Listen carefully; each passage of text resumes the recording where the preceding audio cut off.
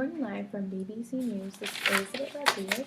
And this is Carolina Roscoe. For today's topic, we'll be covering animal intelligence and how Edward Lee Thorndike And George John Romanes had contradictory ideas about animal intelligence. So going back to George John Romanes, we'll be covering his background, and then we're going to be covering his puzzle box, Thorndike's puzzle box experiment, and Elizabeth Rodriguez. Okay, so in 1848, George John Romanes was born in Kingston, Ontario. When he was a child, his parents decided to move to Britain.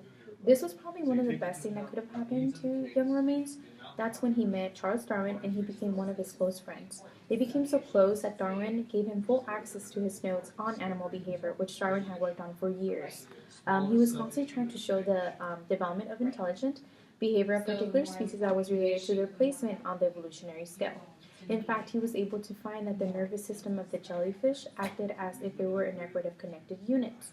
If the jellyfish was able to be poked in a certain area, the organism would contract around that point. From this discovery, the synapse was later revealed. Romanes' Animal Intelligence 1882 was the first attempt to describe the behaviors of animals in the context of evolution. And Romanes attempted to relate psychological development and evolutionary advancement. George Romanes first demonstrated that animals could show intelligence in animal intelligence. Then Romanes tried to show that animals that acts more advanced and human-like were higher on the evolutionary scale. Finally, he argued that language could have appeared naturally by natural selection.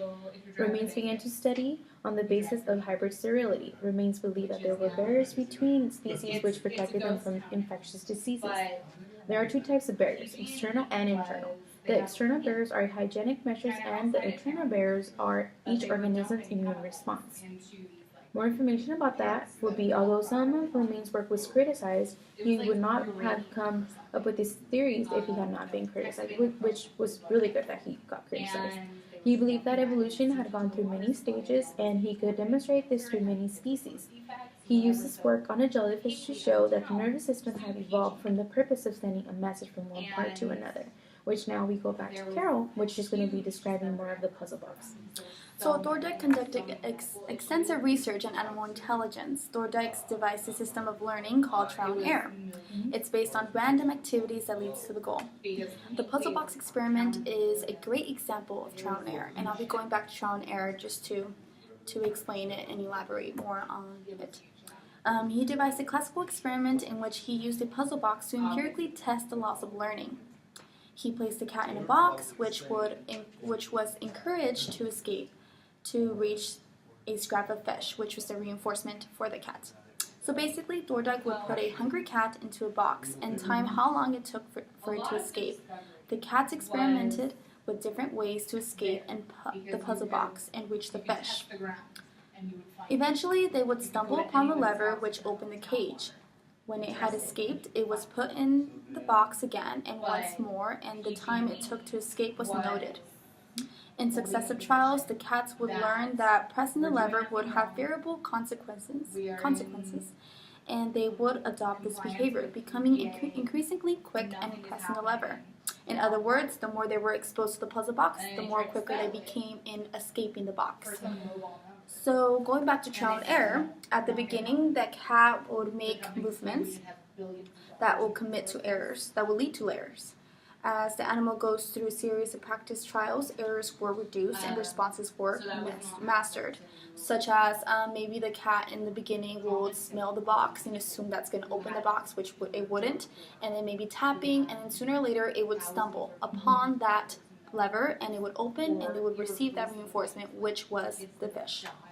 Edward put forward a law of effect, which stated that a response followed by satisfaction, such as the cat in the box, and those followed by discomfort to the animal will be less likely to occur. So going back to satisfaction, if they were presented with something that was satisfying, such as a fish, they're more likely to occur. That behavior is more likely to occur in the future. Then when it's presented with something that's uncomfortable, such as pressing the lever, they receive a shock. The animal's less likely to press the lever because that means shock, right? So his final theory of learning was that practice alone has no association and positive consequences strengthen that association. So if they receive something that's reinforcing, such as fish, as I mentioned in the puzzle box experiment, they're more likely to press that lever more and more times. And going back to trial and error, they had to stumble upon it. It wasn't like they knew that they had to press the lever as soon as they entered the box. They had to smell it. They had to actually stumble upon it to be able to determine that means food after a while, right? So how would Romaines tackle the puzzle box experiment? Okay, so George Romaines was an early defender of animal anthropomorphism, so he had a different perspective of what you mentioned. So, which means that he believed in anthropomorphism is distribution of human characteristics to animals, which another definition would be the description to animals of human psychological qualities is presently undergoing something of a revival. He also looks for a commonality of intelligent behavior.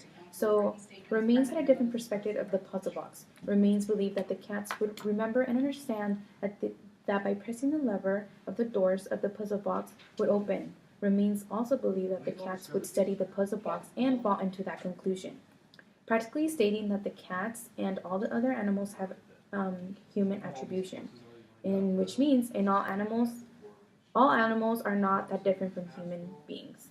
So they're practically a different perspective of what you mentioned of the puzzle box. So basically you're saying that they have human attributions, right? So they are able to think just like us and rationalize things. Well, Thorndike didn't believe that. But that concludes our discussion about Edward Lee Thorndike. So thank you and see you again. See you again.